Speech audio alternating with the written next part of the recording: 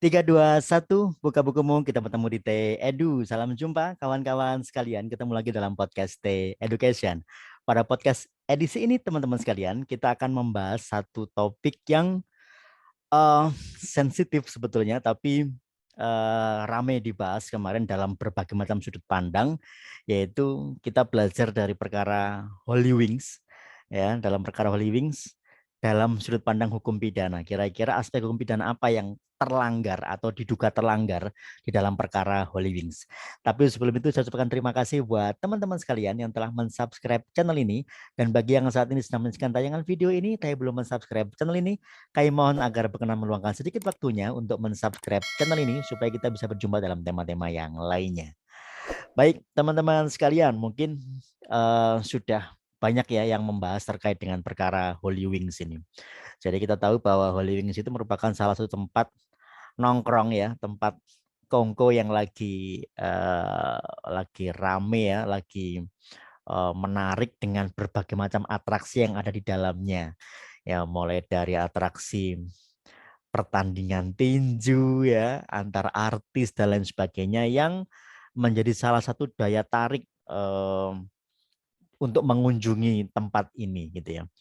Nah, terus masalah apa sebetulnya yang terjadi di Holy Wings teman-teman sekalian, bahwa kita tahu beberapa saat yang lalu marketing Holy Wings membuat eh, promo gitu ya, promo memberikan minuman beralkohol gratis bagi mereka yang memiliki nama Muhammad atau Maria. Nah, ini yang kemudian memicu beberapa aksi dari masyarakat yang menduga adanya blasfemi atau penistaan agama, baik Islam maupun Kristen, yang kemudian memicu banyaknya organisasi masyarakat yang berdampak pada ditutupnya beberapa gerai Holy Wings di beberapa kota di Indonesia. Nah, tapi dari beberapa penutupan Holy Wings di beberapa kota di Indonesia itu ada alasan yang berbeda-beda. Kita ambil contoh misalnya di Jakarta ya, 12 gerai Holy Wings ditutup dengan alasan perizinannya yang tidak sesuai. Jadi alasannya dulu membuka Holy Wings dengan perizinan dengan kode tertentu yang artinya menyediakan minuman beralkohol untuk take away, tidak boleh minum di tempat gitu ya. Tapi dalam prakteknya orang banyak minum minuman beralkohol di tempat tersebut sehingga tidak sesuai izinnya, sehingga 12 gerai Holy Wings di Jakarta ditutup karena izinnya tidak sesuai dengan peruntukannya gitu ya. Nah, kemudian ada lagi di Surabaya misalnya, di Surabaya beberapa gerai Holy Wings juga ditutup dengan alasan dari pemerintah kota, ditutup sementara, tidak dicabut izinnya, tapi ditutup sementara dengan pertimbangan menunggu perkaranya selesai. Kalau perkaranya sudah mereda atau sudah selesai, entah bagaimanapun hasilnya nanti perkaranya, maka Holy Wings dimungkinkan untuk dibuka kembali di Surabaya. Berbeda juga dengan di Bandung. Di Bandung juga ditutup, walaupun tidak disegel oleh pemerintah kotanya, tapi ditutup atas kehendak sendiri dari manajemennya. Bali punya situasi yang berbeda ya, di mana Bali tidak menutup beberapa gerai yang ada di wilayahnya, bahkan mulai membuka kembali beberapa gerai di Holy Wing.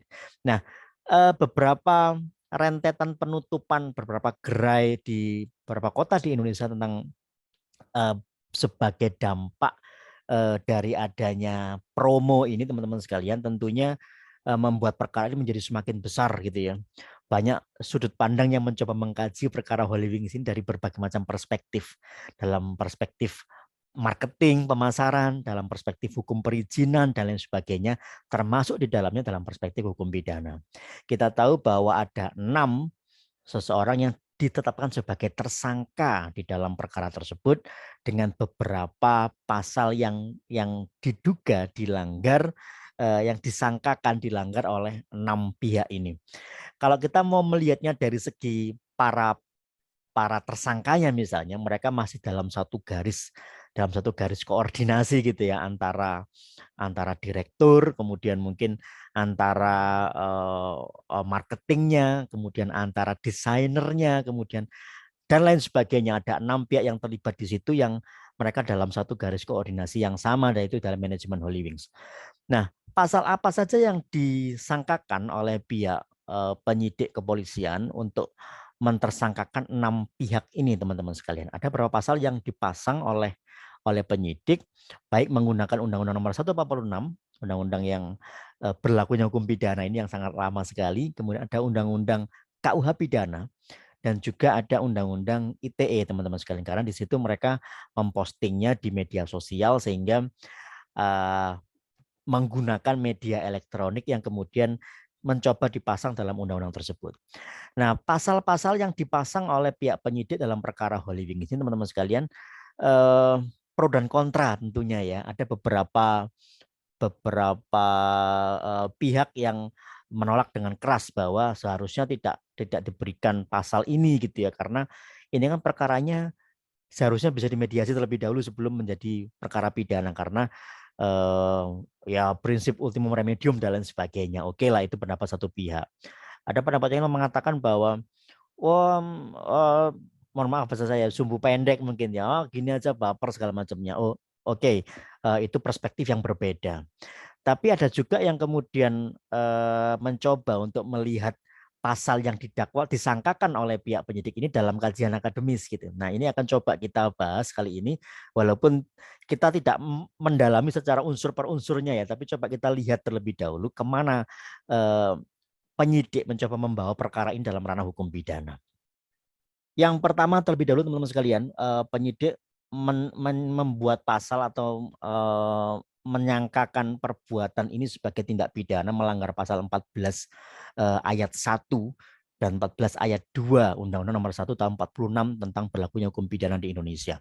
Pasal 14 ayat 1 memiliki bunyi, barang siapa dengan menyiarkan berita atau pemberitahuan bohong, ya, menyiarkan berita atau pemberitahuan bohong dengan sengaja menerbitkan keonaran di kalangan rakyat, dihukum dengan hukuman penjara setinggi-tingginya 10 tahun. Oke ya. Menyiarkan berita atau pemberitahuan bohong yang tujuannya yang dengan sengaja menerbitkan keonaran di kalangan rakyat. Yang kedua, 114 ayat 2 menyebutkan bahwa barang siapa menyiarkan suatu berita atau mengeluarkan pemberitahuan ini, pengumuman ini ya, pemberitahuan yang dapat menerbitkan keonaran di kalangan rakyat. Nah, memberikan pengumuman, pemberitaan yang dampak dari pemberitaan itu bisa mengakibatkan keonaran di kalangan masyarakat. Wah, ini kok rada masuk ini ya, dalam kajiannya agak nyerempet nih, mengeluarkan pemberitahuan atau informasi atau pengumuman yang karena informasi ini dapat menerbitkan keonaran di kalangan rakyat atau masyarakat. Sedangkan ia patut menduga atau patut menyangka bahwa berita atau pemberitahuan itu adalah bohong. Nah, ini masalahnya mereka sedang promo ini. Jadi apakah promo itu merupakan berita bohong atau tidak? Nah, ini tentunya harus kita telusuri kembali unsur penunsurnya. Akan kita tafsirkan dalam berbagai macam bentuk metode penafsiran sebagaimana telah saya bahas dalam podcast yang lain gitu ya. Nah, ini pasal yang pertama yang didakwakan, yang disangkakan oleh penyidik kepada 6 tersangka ini. Pasal 14 ayat 1 dan pasal 14 ayat 2. Kemudian yang kedua, teman-teman sekalian, pihak penyidik juga mencoba untuk memasang pasal 156 atau pasal 156A KUH pidana yang saat ini masih berlaku.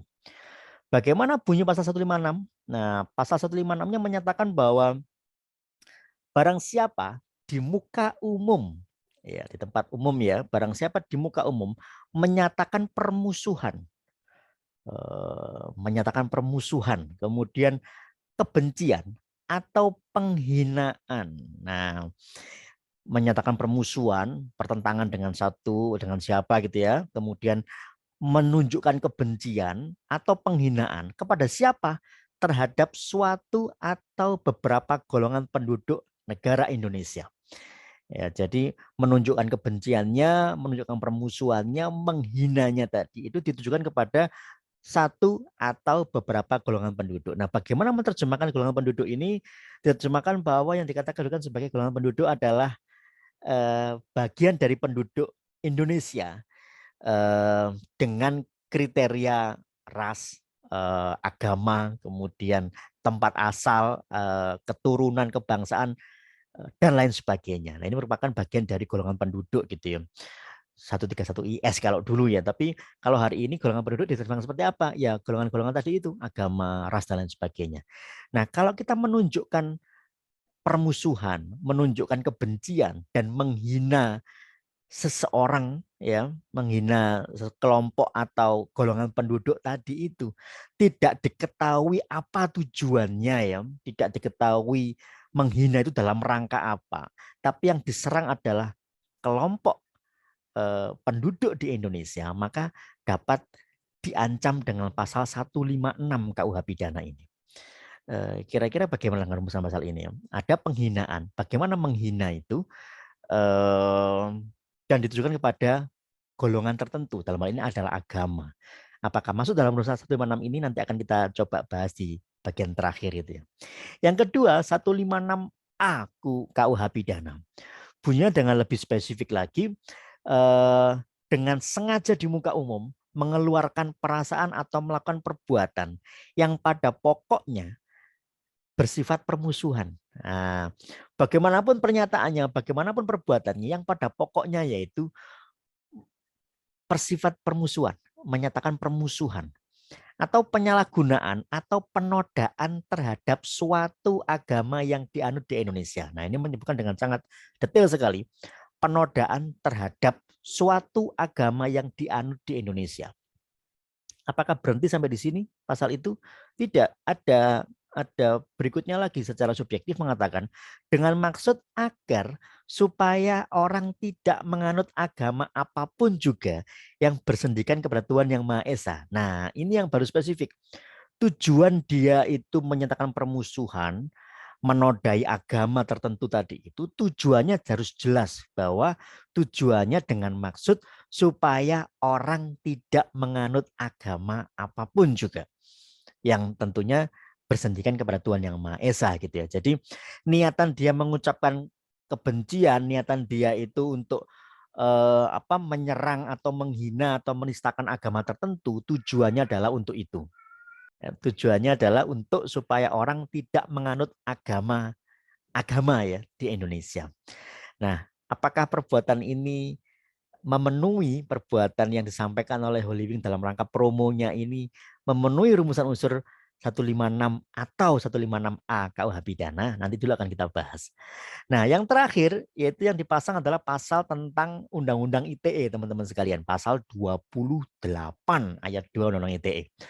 Bunyinya dengan sangat spesifik mengatakan setiap orang dengan sengaja dan tanpa hak menyebarkan informasi yang ditujukan untuk menimbulkan rasa kebencian. Ya, jadi menyebarkan informasi yang ditujukan untuk menimbulkan rasa kebencian atau permusuhan individu dan atau kelompok masyarakat tertentu berdasarkan atas suku, agama, ras, dan antar golongan atau sara. Jadi menyebarkan informasi ini melalui media sosial tentunya atau melalui media elektronik apapun lainnya, menyebarkan informasi yang tujuannya untuk menimbulkan rasa benci atau permusuhan. Jadi yang disampaikan ini mungkin informasi, mungkin juga pemberitahuan atau apa, yang tujuan dari sampaikan informasi atau pemberitahuan tadi itu dalam rangka supaya mengajak orang menimbulkan rasa kebencian terhadap golongan tertentu atau permusuhan individu terhadap sekelompok tertentu berdasarkan sara tadi itu. Oke ya, jadi 3 rumusan yang dipasang oleh penyidik pasal 14 ayat 1 ayat 2, pasal 156, 156A, pasal 28 ayat 2 Undang-Undang ITE ini agak mirip-mirip semua bahwa bentuknya adalah berupaya untuk menyatakan permusuhan, menyerang sekelompok antar golongan gitu ya atau golongan penduduk di Indonesia. Tapi tujuannya berbeda-beda ya. Tujuannya berbeda-beda. Ada yang satu tujuannya itu adalah menyampaikan informasi walaupun informasi itu bohong ya. Hoax istilahnya itu menyebutkan hoax. Yang kedua tujuannya ini beraneka ragam. 156 ini menyampaikan penghinaan terhadap golongan tertentu. 156A ini tujuannya supaya orang tidak menganut agama. Nah, yang terakhir Undang-Undang ITE adalah tujuannya supaya orang menimbulkan rasa kebencian terhadap sekelompok orang berdasarkan sara tadi, dibisarkan agama dan sebagainya. Nah, kira-kira teman-teman sekalian dari penjelasan 3 pasal yang saya ceritakan tadi itu, perbuatan yang dilakukan oleh marketingnya Holy Wing ini lebih cenderung Nyerempet nggak dengan tiga ketentuan yang disampaikan tadi itu?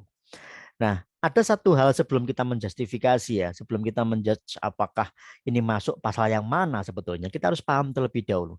Dalam undang-undang tentang ITE, tentang penghinaan dan lain sebagainya, yang dipelajari itu, yang dilihat itu bukan rumusan teks per teksnya, tapi konteksnya. Ini harus dipahami betul bahwa ketika ada kalimat yang disampaikan, apa konteks dari kalimat itu? Apakah letter luck sesuai dengan bunyi maknanya, ataukah ada pesan tersembunyi yang ada di dalamnya? Seperti contoh misalnya dalam kasus Holywing, kenapa harus orang yang bernama Muhammad sama Maria yang diberikan promo minuman gratis? Misalnya kalau lagi bulan Agustus kan adanya namanya Agus biasanya ya. Nama Agus diberikan promo 50% atau bahkan makan siang gratis. Alasannya simpel, karena ini bulan Agustus sehingga orang yang namanya Agus mirip-mirip dengan bulan Agustus sehingga diberikan eh, promo tadi itu. Tapi dengan nama Maria dan Muhammad, ada apa dengan dua nama itu? Kita tahu bahwa tanpa menuju pada agama tertentu, kita tahu persis di Indonesia ketika kita menyebut dua nama ini, Maria sama Muhammad, maka kita tahu persis bahwa nama Muhammad dan nama Maria ini nama yang suci bagi dua agama di Indonesia, Muslim dan orang-orang Nasrani. Lantas kenapa dengan dua nama ini diberikan promo minuman gratis, minuman alkohol gratis gitu ya? Kenapa dengan dua nama ini? Ya kita tahu bahwa dua nama suci ini kan tentunya ya figurnya suci dihormati di dua agama ini. Kenapa harus disandingkan dan kenapa harus dipromokan dengan minuman keras? Nah, walaupun tidak ada makna menghinanya di situ, walaupun tidak ada secara langsung verbal menyatakan penghinaan, tapi dengan menyebut dua nama ini dalam kajian konteksnya, teman-teman sekalian, ada nggak penghinaannya? Nah, itu contoh yang paling sederhana ya. Kita coba untuk memperluas maknanya dalam kajian konteks sehingga saya tidak menyebutkan pasal mana yang nyerempet, tidak, tapi coba kita berpikir secara luas saja. Kenapa harus dua nama ini? Kenapa nggak nama saya misalnya Effendi memperoleh minuman gratis di Holywing selama bulan Juli misalnya? Orang akan bertanya, saya nggak lahir bulan Juli, kenapa saya dapat promo? Pasti akan bertanya seperti itu. Nah, sama halnya ketika dua nama ini dipakai. Promo bagi nama Maria dan Muhammad memperoleh promo minuman alkohol di gerai Holywing. Ini kan tentunya jadi pertanyaan. Apakah ada makna penghinaan di situ?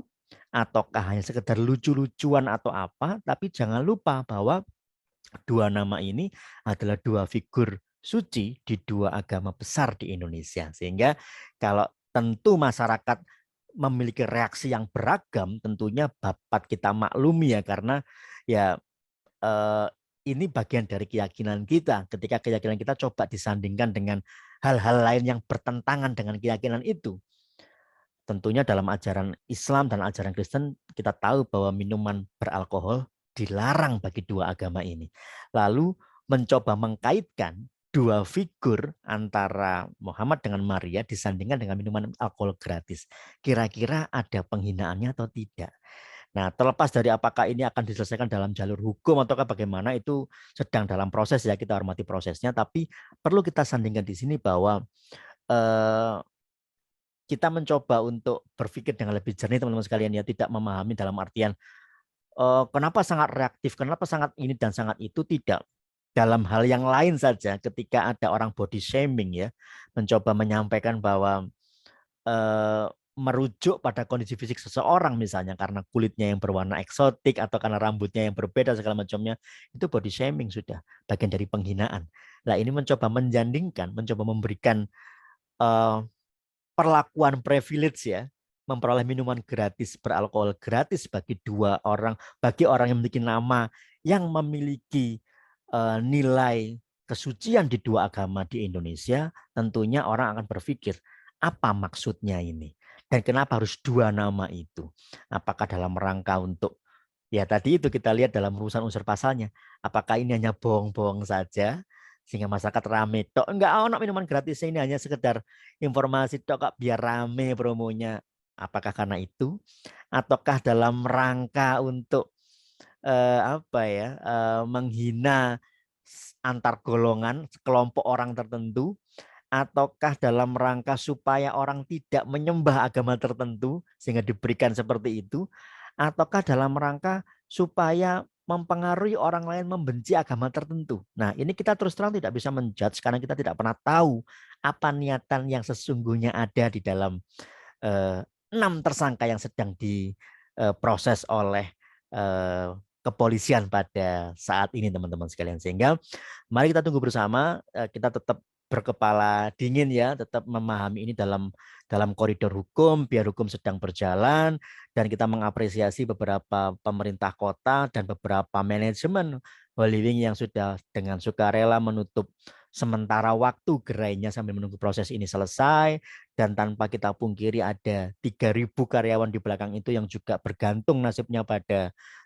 bukannya Holy Wings. Nah, mari kita mencoba untuk memikir solusi yang jelas untuk perkara ini, semoga tidak berlarut-larut, dan yang paling penting semoga tidak terulang kembali, teman-teman sekalian. Oke ya, jadi itu secara singkat perkara Holy Wings dalam sudut pandang hukum pidana, tentunya tidak secara detail ya, tapi secara umum berdasarkan pasal yang sudah coba disangkakan oleh pihak kepolisian kepada beberapa tersangka ini.